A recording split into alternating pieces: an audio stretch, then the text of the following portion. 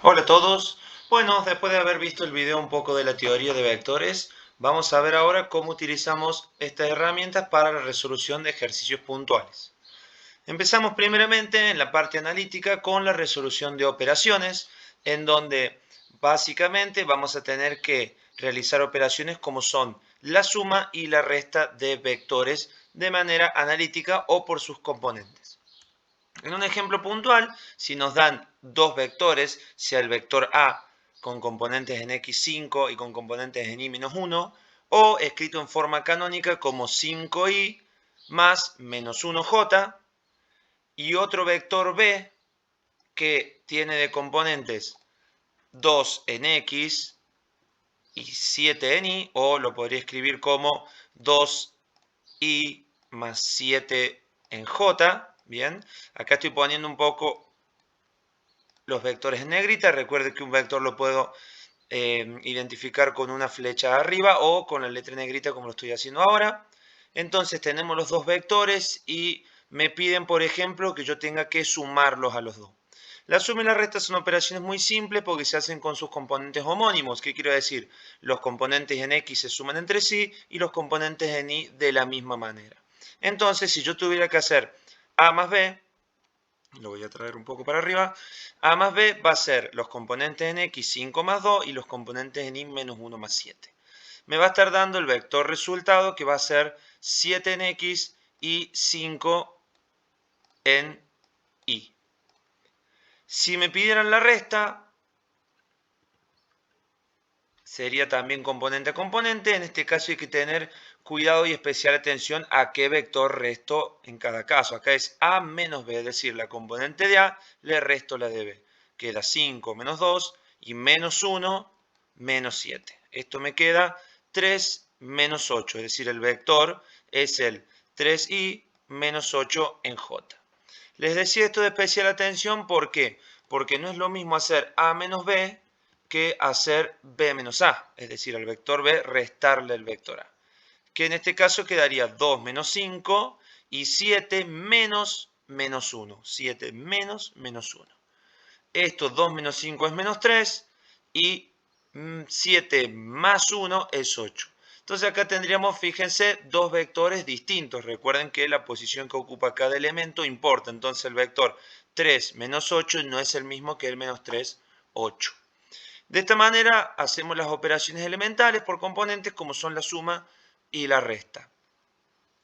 Siguiendo con este esquema de actividades, un vector, como dijimos en la teoría, es un segmento orientado que une dos puntos, un origen y un extremo. Entonces, si yo tengo estos dos puntos identificados como por ejemplo el punto P, que tiene 3 en x, 2 en y, como el punto inicial o el origen, y tengo el punto Q, que vale 5 en x y menos 4 en y como su extremo o su punto final, entonces, para yo poder determinar cuánto vale mi vector PQ, digámoslo así, lo que tengo que hacer es a mi punto final restarle el inicial, es decir, hacer Q menos P.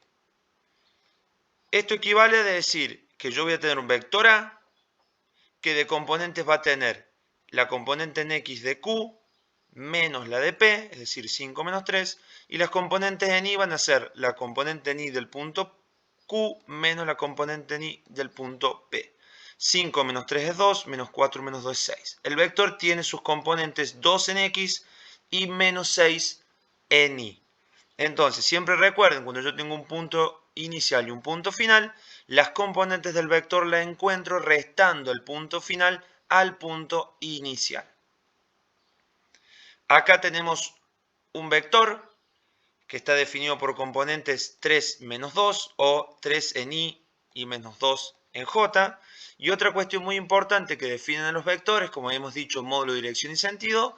En el caso del módulo, el módulo va a estar definido como el cálculo de la hipotenusa de un triángulo rectángulo. Bien, esto quiere decir que para el cálculo del módulo de B va a ser la raíz cuadrada de la primer componente al cuadrado más la segunda componente al cuadrado.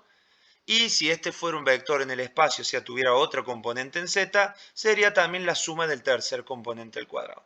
Básicamente es la aplicación de el teorema de Pitágoras. Muy parecido como lo veíamos en el video de complejos con el cálculo del radio cuando lo veíamos en forma polar. Entonces, el módulo del vector b va a ser la raíz de la componente en x al cuadrado más la componente en y al cuadrado.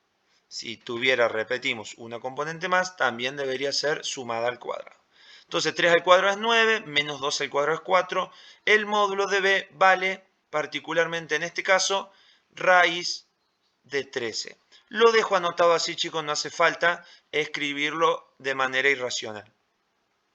Una vez que yo tengo dado un vector, me pueden pedir el cálculo del versor asociado. ¿Qué es el versor asociado? Repasamos, es un vector que tiene la misma dirección y sentido que el vector original, pero cuyo módulo es igual a la unidad. ¿Cómo encuentro el versor asociado? Es muy simple. Una vez que yo obtengo el módulo, entonces lo que hago es escribir el versor, aquel vector que tiene las mismas componentes que el vector original, pero dividido el módulo que yo encontré. Entonces, en el caso de b, el versor b va a ser aquel que tiene las mismas componentes, fíjese 3 y menos 2, pero dividido el módulo. Entonces esto me quedaría 3 sobre raíz de 3 en la dirección de y, menos 2 sobre raíz de 3 en la dirección de j. Un ejemplo más, tenemos el vector a de componentes 1 y menos 3, es decir, menos 1 en y, 1 en y, perdón, menos 1, menos 3 en j. Y para sacarle el módulo, entonces hacemos el cuadrado de u más el cuadrado de menos 3. Me queda 1 más 9 raíz de 10.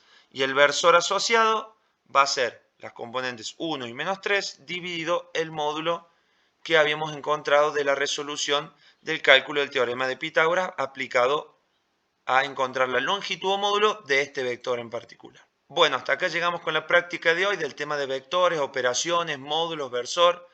En el próximo video nos vamos a adentrar un poco en los diferentes productos que tenemos para hacer entre vectores. Así que bueno, chicos, nos vemos en el próximo video.